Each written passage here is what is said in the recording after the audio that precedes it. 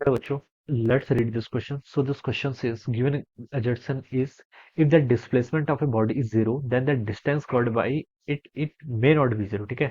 Reason के given a displacement is a vector quantity and a distance is a scalar quantity. Okay? And we have given the four options corresponding to this. Okay? इसके corresponding आपके यहाँ पर four options given है. ठीक है? तो इस क्वेश्चन का बच्चों की कॉन्सेप्ट आप क्या लिख सकते हैं? The key concept of this question. इस क्वेश्चन का की कॉन्सेप्ट आप लिख लीजिए. देखिए आपको डिस्प्लेसमेंट गिवन कर रखा है, आपको डिस्टेंस बताना है. ठीक है, डिस्टेंस और डिस्प्लेसमेंट के बारे में यहाँ पर बताना है. ठीक है, तो इस क्वेश्चन का की कॉन्सेप्ट आप क्या लिख लीजिए? Distance and displacement. क्या लिख सकते हैं?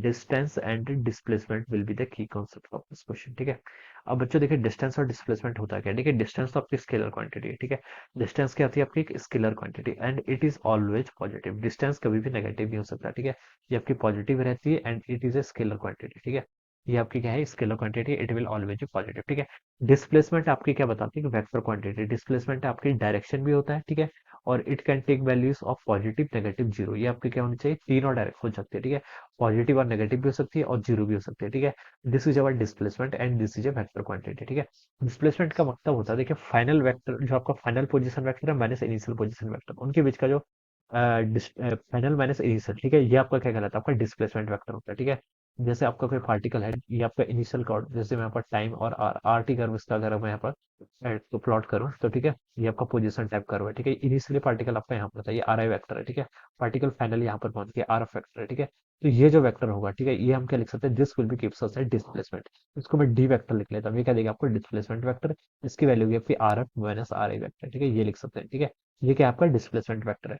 तो डिस्प्लेसमेंट आपका जीरो भी हो सकता है, नॉन जीरो भी हो सकता है. जैसे देखिए अगर मैं पार्टिकल का क्या करता हूँ मैं? अगर एक्स टी ग्राफ यहाँ पर प्लॉट करता हूँ. ठीक है, एक्स टी ग्राफ अगर मैं किसी पार्टिकल के यहाँ पर प्लॉट करता हूँ, पार्टिकल आपका ऐसा है, ऐसा है, ऐसा आ गया. ठीक है, अब इससे कोई पूछे कि इसमें कितना डिस्प्लेसमेंट है पार्टिकल का.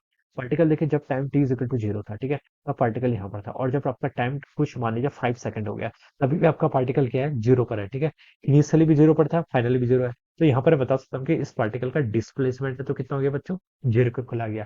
कोई मुझसे पूछे डिस्टेंस बताओ, तो डिस्टेंस आपके इसकी ऑलवेज पॉजिटिव आएगी. ऐसा नहीं सोचना कि पॉजिटिव एरिया है नेगेटिव एरिया तो उसको कैंसिल कर दो, ऐसा नहीं. डिस्टेंस ऑलवेज पॉजिटिव रहती है. ठीक है, ये एक्स टी ग्राफ है. अगर कोई मुझसे पूछे कि इसका distance versus time graph plot करने को बोल दे, ठीक है, तो मैं इसको क्या कर दूंगा? मॉड कर दूंगा. इस ग्राफ का पूरा मॉड ले लूंगा. ठीक है, ये ग्राफ ऐसा था, नीचे वाला ग्राफ भी आपका ऐसे पॉजिटिव आ जाएगा. ठीक है, अब ये पॉजिटिव हो गया, अब ये डिस्टेंस टाइम हो गया. डिस्टेंस कभी भी नेगेटिव नहीं हो सकती है. ठीक है, अगर ये नेगेटिव दिखा रहा है तो उसका मतलब आपका ये डिस्प्लेसमेंट टाइम ग्राफ है. ठीक है, और अगर पॉजिटिव है, देखिए distance time graph always positive है. डिस्टेंस की नेगेटिव वैल्यू, ये रीजन आपको फॉरबिडन है. ठीक है, ये बता सकते हैं. तो डिस्टेंस क्या आपका? Distance will always be positive but displacement can be negative. Alright, तो ये हम यहाँ से बता सकते हैं. तो इसमें क्या बोल रखा है? If the displacement of the body is zero, then the distance covered by it may not be zero. तो ये बिल्कुल ट्रू है. डिस्प्लेसमेंट देखें यहाँ पर क्या आपका जीरो के इक्वल है, लेकिन यहाँ पर डिस्टेंस आपका नॉन जीरो के इक्वल था. यहाँ से देखें तो ये स्टेटमेंट क्या आपका अजर्सन क्या है बच्चों? बिल्कुल करेक्ट है. अजर्सन इज एक करेक्ट. ऑलराइट, और रीजन पे क्या बोल रखा है?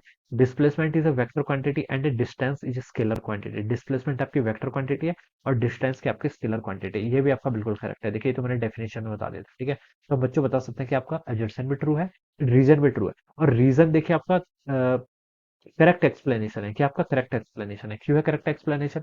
देखिए क्योंकि डिस्प्लेसमेंट क्या होता है? आपका एक वेक्टर क्वांटिटी है. ठीक है, वेक्टर क्वांटिटी तो इसमें आपका पॉजिटिव नेगेटिव आपका देखिए दोनों है. ठीक है, तो हम बता सकते हैं कि पॉजिटिव नेगेटिव जीरो है, तो पॉजिटिव और नेगेटिव की पॉसिबिलिटी है कि वो आपका जीरो हो सकता है. ठीक है, लेकिन जो आपका डिस्टेंस है वो स्केलर क्वांटिटी और ये क्या रहेगा? आपका ऑलवेज पॉजिटिव रहेगा. तो ये क्या है आपका? इस मे नॉट बी जीरो, ये आपका जीरो के इक्वल नहीं होगा. ठीक है, अगर कोई body start time T is equal to zero पर भी वहीं पर ही है, और time T is equal to किसी भी इंस्टेंट पर टाइम और किसी भी टाइम पर टी पर वहीं पर ही है, तो इसका मतलब कि पार्टिकल ने आपका मूव ही नहीं किया है.